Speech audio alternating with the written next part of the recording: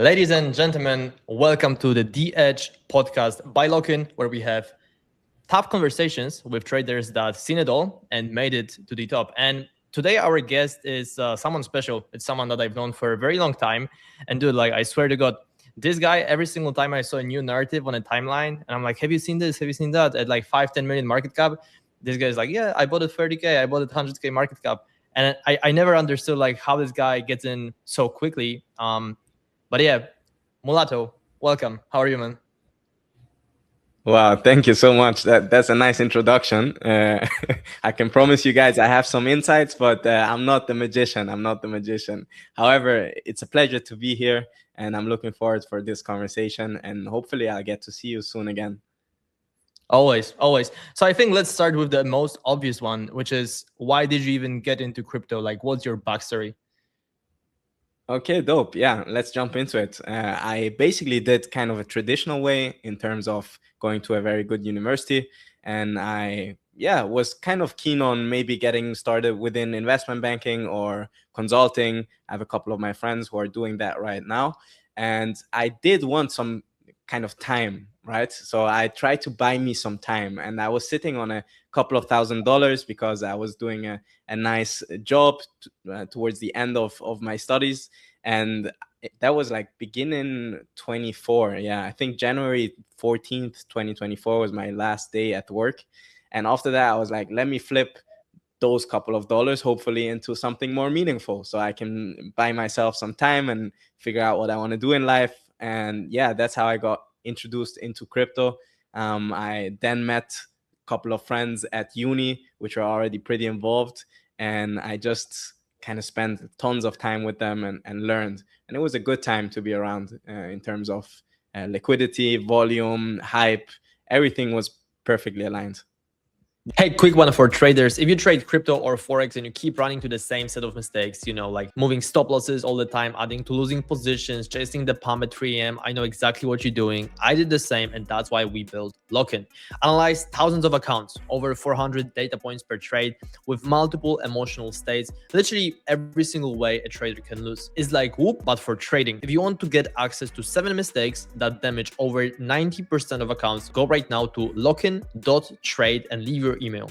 That will also put you on a priority list for the Lockin app. Now, back to the podcast. Yeah. And how did you start? Because in crypto, we have multiple categories, right? We have perps, we have spot, we have trenches, we have prediction markets. And at the very beginning, it's very hard, especially when you want to just get into it. So how did you pick? What things did you try? What worked for you? I had to listen to the big OG, Alex Becker, obviously. And he kind of psyoped me into believing there's going to be an alt season and stuff.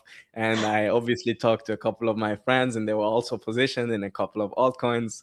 So my ever first purchase was basically 5K into S Fund, which was like a majority of my money. And till this day, I haven't sold that part. And till this day, this stuff is like worth $100. So completely got rinsed on that one. But I did have about 2 or 3K left, which I then just onboarded or on-ramped into Solana. So I was holding some Solana, I think probably like at 95, $100, something like that. I bought some Solana and got introduced into the meme coin ecosystem. So yeah, that's kind of how I started out, and also where I stayed.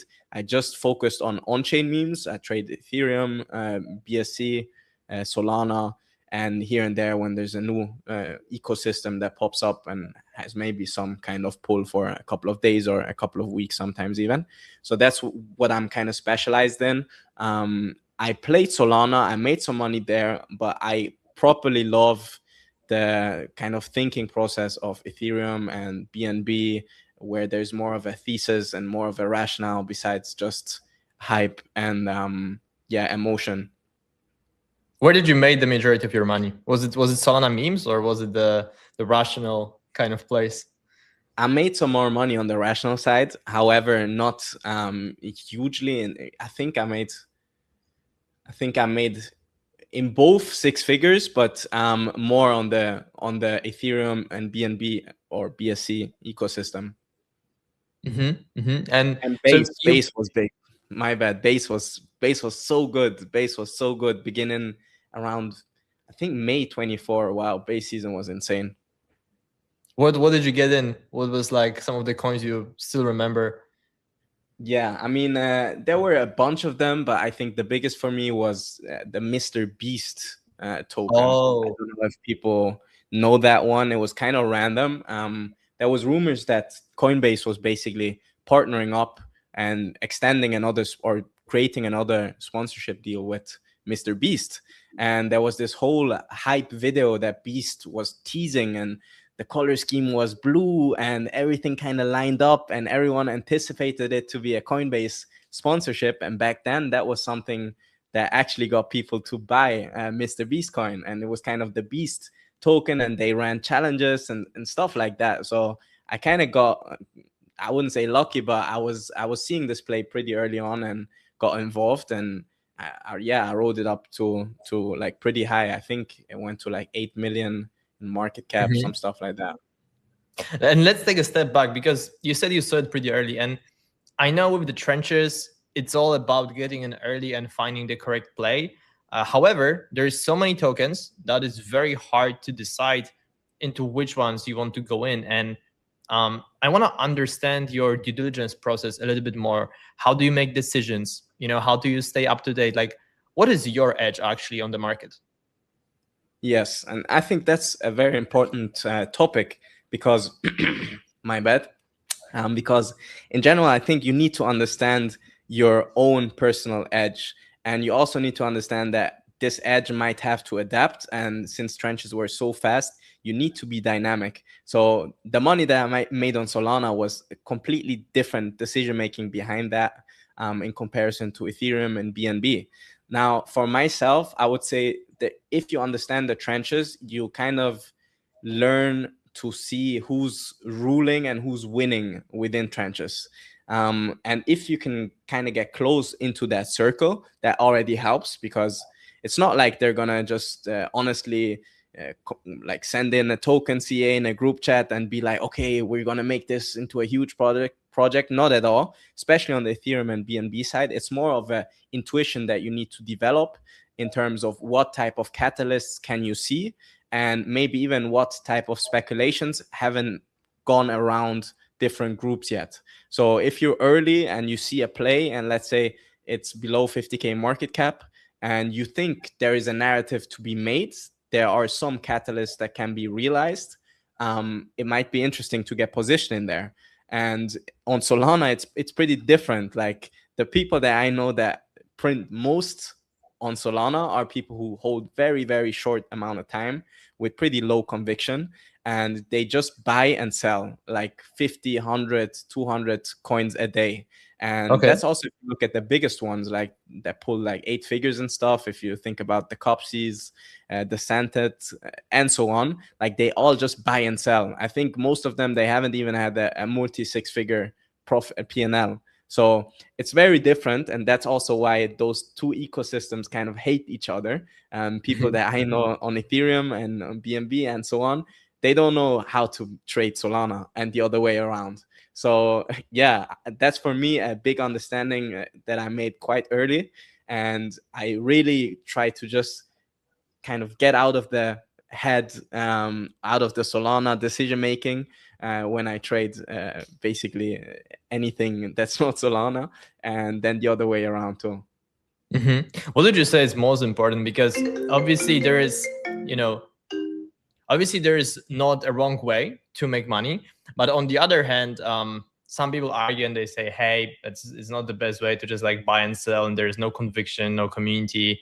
It's better to hold and, as you said, have these like multiple 6-figure P&Ls. What is your trading style?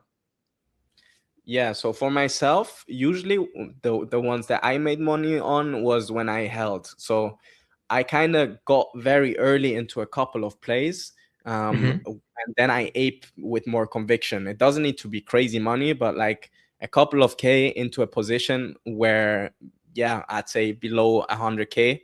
That's kind of the stuff that, yeah, can make you insane amounts of money if you have the conviction and hold. And also, anytime I fumbled like generational wealth, it was the same. Like, bro, I can't even, bro, like it's cooked. That's also an interesting learning. A lot of these traders that end up making insane amount of money, they make it from like a couple of plays only. Those are more of the, like, they stay in tune, they understand metas, narratives, and they just position themselves.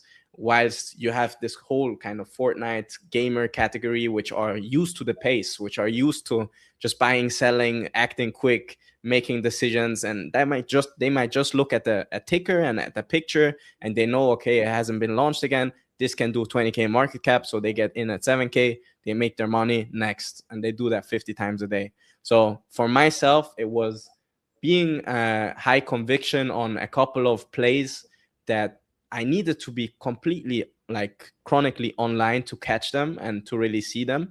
I like the charity meta, for example, on BSC. Was able to catch a couple of like good plays there, but I also fumbled generational wealth there. Like, I was in GIGGLE below 100K. That shit went to like 350M, and I was in there pretty good. So yeah, that was insane. And then besides that, on Solana also, it was a holding coin, but it was earlier. I would say 2024 was really the time I made good money on Solana.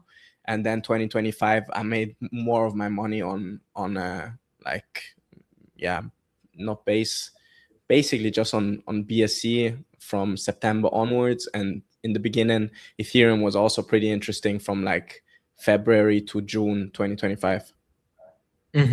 What's always interesting for me is, you know, you see multiple like small groups, big groups, KOLs, this, that. And then there's so many coins that people struggle to build conviction.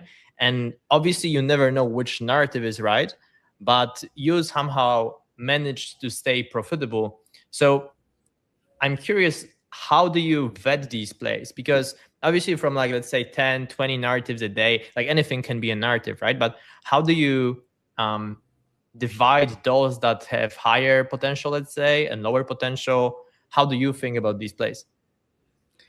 That's why I like the rational side. So I like to compare plays that have happened in the past to plays that happen in the future. If we have a look at GIGGLE, for example, right? So there was a coin before. I don't remember if it was on Ethereum, or I think it was on Ethereum. So basically, this one guy which created the Silk Road, if I'm not mistaken, I think his name was Ross or some stuff like that. There was this one token which was a tax token, automatically deploying the fees that were earned into his wallet, right? Which was known and on X. And this coin, I think it did maybe 500K or 1 million, but it died off pretty soon. And that was, I think, along maybe April 2025. And after that, I understood, okay, there's actually these tax tokens. That's kind of a category. I saw like with a big person within crypto who had media attention by like still being in jail or getting released and stuff, or people, I think it was Trump that gave him a partner or some stuff like that. He got the attention. There was this tax token, and yeah, you made money. So then when GIGGLE came around and CZ was basically doing GIGGLE Academy and raising funds for them, and there was a clear wallet out there, and I realized, okay, people are cooking up this play.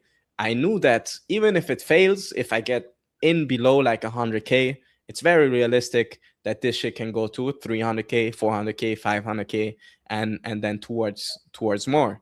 So that's kind of something that I love to do. I look at what happened before and I try to understand, is there a same scenario that could play out? And then it's more about identifying the specific catalysts that might take it to the next level. So once it hit like 2 million, I need to understand and make a clear judgment. Is the hype over, or is there another catalyst? Might CZ react, or might there be something else? Might the GIGGLE Academy somehow like join the community or whatever? There's many ways of additional theses you need to build and make decisions about later on. But that's, I would say, a very good example of how I try to judge these type of trades.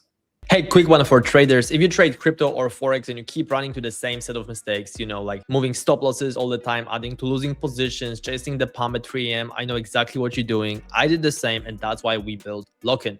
Analyze thousands of accounts, over 400 data points per trade, with multiple emotional states. Literally every single way a trader can lose. It's like Whoop, but for trading. If you want to get access to 7 mistakes that damage over 90% of accounts, go right now to lockin.trade and leave your email. That will also put you on a priority list for the Lock-in app. Now, back to the podcast. Would you say you're getting into like multiple coins at the same time, or it's more sort of like very precise sniper decisions, and then when you are in a coin, like you're watching it all the time, and it's a pure conviction play? Yeah, I think that's also why I didn't make like multi 7 figs or some stuff like that, because I kind of try to play all of the different ecosystems at times. And with Solana, it was the most sustainable one. So you were able to print the most on there. But meanwhile, on like BSC seasons, if you're amongst the best there, you can really compete. So for myself, I use this kind of by decision-making framework where sometimes I need to tune into the Solana energy and sometimes into the like Ethereum base and so on ecosystem, and that's pretty difficult, and that's why I would say sometimes I ended up in multiple trades at the same time, but usually with Ethereum base BSC, the decision making that comes into play when I'm in more trades there is like there's PVPs, there's multiple smaller cabals which are trying to take the narrative for themselves. So yeah, I might be in both trades and monitor both and then make a decision based on what I feel like might prevail. But usually it's more of a sniper decision. And what would you say were some of the biggest mistakes that you made? Because you mentioned that maybe you are not that happy when it comes to the way you play this cycle. You could have done some things better. So if you could go back in time, and obviously it's a little bit stupid question because you can't go back in time, but if you could, what would you do different, or what would you tell to yourself? I would probably stay within one ecosystem and try to become amongst the best of them, and also try to understand what I bring to the table. What are my characteristics? Because, for example, I don't come from gaming, so gamers already, when they're on Solana, they can stay locked in 14 hours, no problem, because they just play a different game. Now it's the trenches, before it was Fortnite. So that's already like a competitive advantage in comparison to so many other people. And you need to understand what type of natural capabilities play into which ecosystem and where can you kind of outshine the others or outcompete the others. And for me, I think just by going through connections and like becoming valuable for different groups, that would have probably been the shout, and more focused on non-Solana ecosystems. But I did that, but I wouldn't say I completely leaned into it. And then also, it's very difficult for me. It was the first proper cycle. It's pretty difficult to kind of understand how good of a time can be. Let's say if you have like the Solana AI time, like I didn't print within this time frame, right? I think that was 24, probably between like September and January 25. I didn't print because I was more focused on other ecosystems back then. And if you just play this specific time like very well and you stay in front of the monitor, you can make generational wealth. You can really get rich off of that. And for me, it was difficult to kind of judge or give some weighting to a specific season that's there, right? Because sometimes you don't know. You think it might be a day, this one new chain is popping off. Suddenly it's a week. Suddenly it's the best 2 months ever, So it's pretty difficult. On that front, I think I would have also, like next cycle, I'm definitely going to make better decisions when it comes to that. So you're saying it's also timing, which means knowing when to trade and when not to trade. Huge. So if I'm maybe giving advice or a perspective for people who are not necessarily trenches themselves, there's many different mini games to be played within trenches, and playing them all, yeah, there might be some geniuses that do that, but there's pretty little of them. Like on Solana, the best traders, they're not really on any other chains besides maybe a handful max, and the other way around too. So you need to understand that there's this timing aspect, there's a connections and slash information aspect, then there's trends that like they move so fast, or like overarching metas. There was a time, for example, on BSC where it was just kind of tweet season. So the first guys that really implemented a nice X tracker, they just outcompeted everyone for a couple of weeks, Yeah. and they printed insanely. So if you hop on that, you need to understand that game, and you can't play every game at the same time. Then there's also times where it's really just the best thing to just enjoy life and not even look at the charts, you know, unless you see the next huge mooner or some stuff. And then when it comes to Solana, the whole cool game with Solana was trying to catch that like 100,000 X, basically, like these insane plays like Chill Guy or whatever. Like if you Yeah. were to get into one of these, khalas, it was just one trade, one game that you played, and you might have made like a lot of money on there. So I think this perspective of understanding there's many games, there's timing that plays a role, information that plays a role, these different metas that play a role, and then your kind of perspective and experience and your skills that you already bring into the market that also play a major role. So when you already understand all these things about yourself, about the market, you pick where you kind of want to be an expert. You also mentioned network, which I believe is a huge advantage, right? Like developing your inner circles is probably one of the best things you can do as a trencher. And I'm curious, what are some of the top things that you learned being around these guys that made multiple 7 and 8 figures? I think speed. So first of all, I'm really convinced that yes, the network plays a role, but I know so many traders, they just run this one strategy, let's say Solana, low market caps, in and out.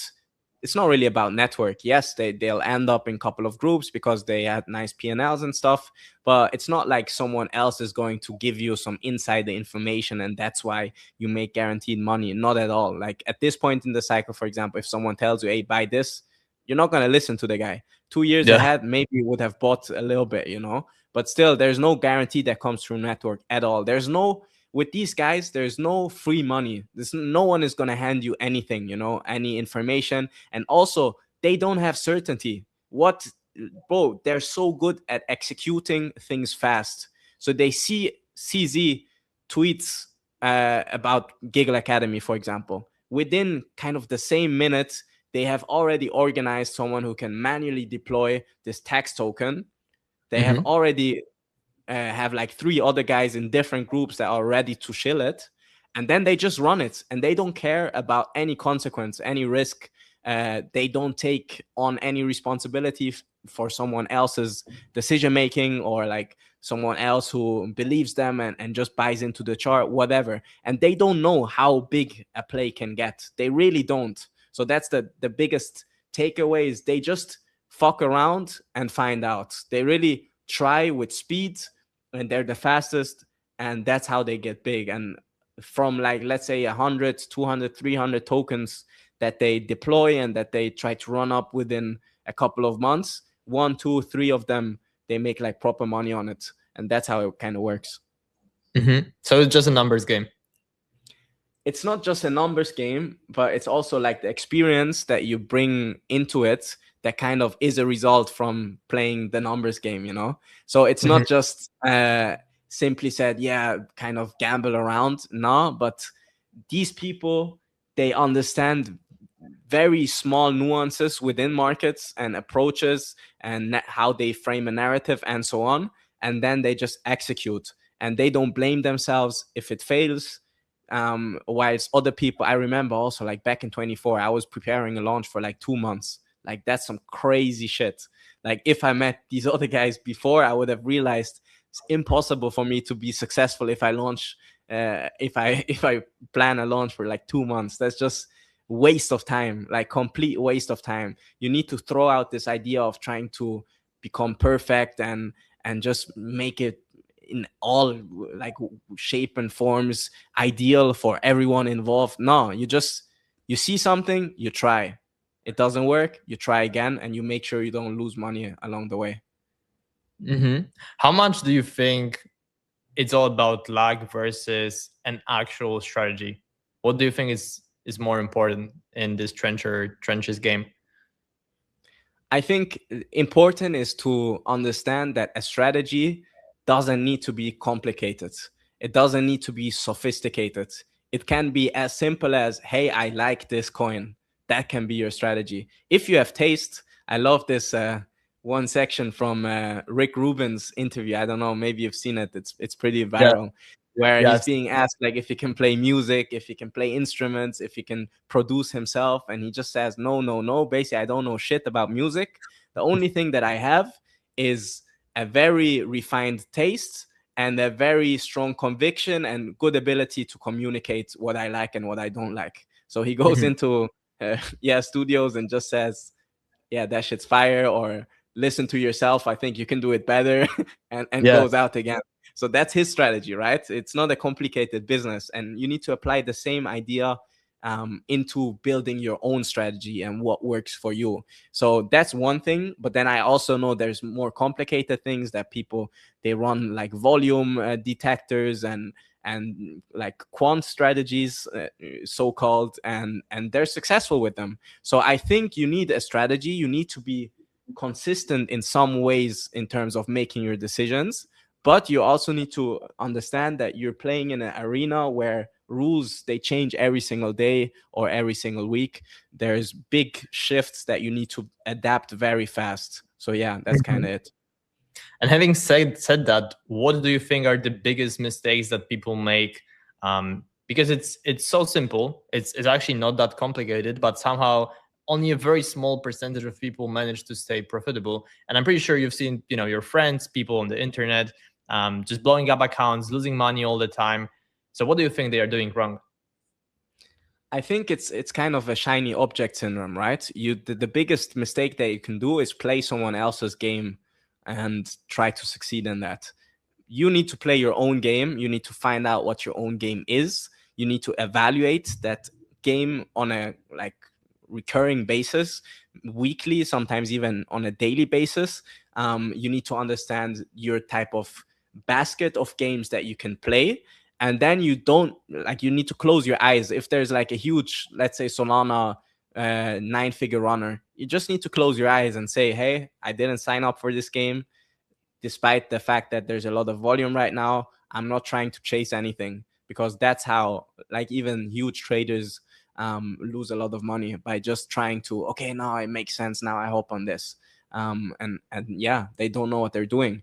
And you need to understand your skill set and your limits, and yeah, kind of what defines or what has led to success for you before, right? And you need to try to always tap into that. Interesting. Very interesting. Final question though. Let's say you're tomorrow left with $1,000 and you have to run it back all again. What do you do? I'll get a job, bro. I'll get a job for sure. So in general, I think you need to understand that it's always great to work on your skill sets.